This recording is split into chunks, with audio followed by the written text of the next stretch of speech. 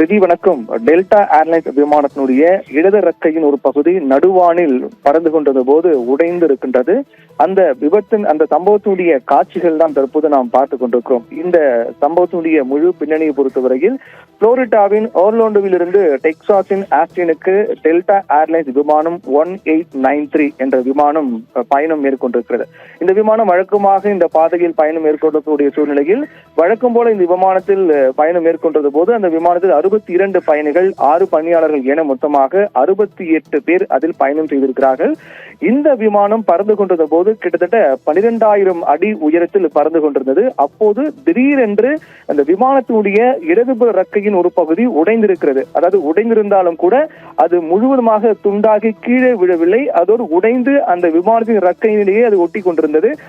அந்த நிகழ்வு என்பது விமானத்துடைய பெரிய அளவிலான விபத்துக்கு அச்சிடுமோ என்ற ஒரு அச்சம் விமானத்தில் பயணம் செய்த பயணிகளுக்கு ஏற்பட்டிருக்கிறது. இந்த சம்பவத்தை விமானத்தில் பயணம் செய்த ஒரு பயணி அதை வீடியோவாக எடுத்திருக்கிறார்.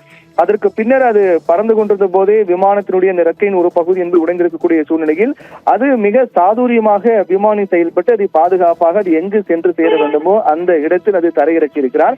அப்போது அந்த விமானம் பறந்து கொண்டது போது இருந்த அதிர்வை விட அது தரையிறக்கும் போது அந்த விமானத்தில் உடைந்த இறக்கையின் ஒரு பகுதி என்பது மிக வேகமாக அதிர்ந்திருக்கிறது. ஒருவேளை அது பறந்து கொண்டது போது துண்டாகி இருந்தாலோ அல்லது அந்த அதிர்வு காரணமாக அடுத்தடுத்து பெரிய அளவில் ஏதேனும் உடைந்து இருந்தாலோ ஒரு மிகப்பெரிய விபத்துக்கு அது வழிவகுத்திருக்கும். நல்ல வேளையாக அது போன்று எதுவும் நடைபெறவில்லை. விமானி சாதுரியமாக செயல்பட்டு விமானத்தை பாதுகாப்பாக தரையிறக்கி இருக்கிறார். அதற்கு பிறகு அந்த விமானத்தினுடைய நடந்த இந்த நிகழ்வு தொடர்பாக விமான பராமரிப்பு பணிக்காக தீவிரமாக அது அனுப்பப்பட்டிருக்கிறது. அதாவது விமானத்தில் நடைபெற்ற சம்பவம் தொடர்பாக FAA என்று சொல்லப்படக்கூடிய பெடரல் ஏவியேஷன் அட்மினிஸ்ட்ரேஷன் ஒரு அறிக்கையை வெளியிட்டிருக்கிறார்கள். அந்த அறிக்கையில் விமானத்தினுடைய இறக்கையின் ஒரு பகுதி என்பது உடைந்திருக்கிறது என்றும் ஆனால் நல்வாய்ப்பாக பயணிகள் யாருக்கும் காயம் ஏற்படவில்லை, பாதுகாப்பாக இருக்கிறார்கள் என்ற அறிக்கையை FAA வெளியிட்டிருக்கிறார்கள். மேலும் இந்த சம்பவம் தொடர்பாக டெல்டா ஏர்லைன்ஸ் ஒரு அறிக்கை வெளியிட்டிருக்கிறார்கள். அந்த அறிக்கையில் இந்த நிகழ்வுக்கு முழுமையாக நாங்கள் மன்னிப்பு கேட்டுக்கொள்கின்றோம் என்றும் பயணிகளுடைய சிரமத்திற்கு வருந்துகிறோம் என்றும் தெரிவித்திருக்கிறார்கள். மேலும் பராமரிப்புக்காக விமானத்தினுடைய இறக்கையின் ஒரு பகுதி உடைந்த காரணத்தால் அது இந்த விமானத்தின் பராமரிப்புக்காக அது அனுப்பப்பட்டிருக்கிறது என்றும் அந்த விமானம் தற்போது சேவையிலிருந்து அப்புறப்படுத்தப்பட்டிருக்கிறது என்றும் தெரிவித்திருக்கிறார்கள். இந்த நிகழ்வு என்பது ஒரு பெரிய அசம்பாவிதம் ஏற்படுவதற்கு முன்னதாகவே இது சாதுரியமாக செயல்பட்டு பாதுகாப்பாக தரையிறக்கப்பட்ட காரணத்தால் அந்த விமானத்தில் பயணம் செய்த 62 பயணிகள் மற்றும் 6 பணியாளர்கள் என அனைவரும் 68 பேரும் நிம்மதி அடைந்திருக்கிறார்கள்.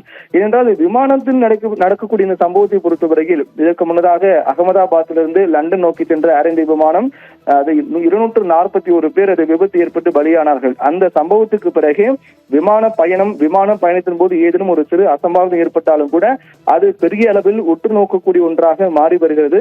அந்த அடிப்படையில் அதனுடைய தொடர்ச்சியாக பார்க்கப்படும் போது விமானம் பறந்து கொண்டிருந்தே போது அந்த இறக்கையினுடைய ஒரு பகுதி உடைந்திருப்பது என்பது மிகப்பெரிய அதிர்ச்சி ஏற்படுத்தியிருக்கிறது. ஒருவேளை அந்த இறக்கையின் உடைந்த பகுதி என்பது முழுவதுமாக துண்டாகி கீழே விழுந்திருந்தாலோ அல்லது அந்த விமானத்தின் இறக்கையின் ஒரு பகுதி உடைந்து அந்த அதிர்வு காரணமாக இன்னும் மேலும் அடுத்தடுத்து விமானத்தின் இறக்கை உடையக்கூடிய சூழல் ஏற்பட்டிருந்தாலோ அது மிகப்பெரிய விபத்துக்கு வழிவகுத்திருக்கும். அதற்கு முன்னதாக நல்ல வேளையாக அந்த விமானம் பாதுகாப்பாக தரையிறக்கப்பட்டிருக்கிறது. தொடர்ந்து அந்த விமானம் பராமரிப்பு பணிகளுக்காக அனுப்பப்பட்டு அதனுடைய சேவை தற்போது தற்காலிகமாக நிறுத்தப்பட்டிருப்பதாக டெல்டா ஏர்லைன்ஸ் நிறுவனம் அறிக்கை வெளியிட்டிருக்கிறார்கள்.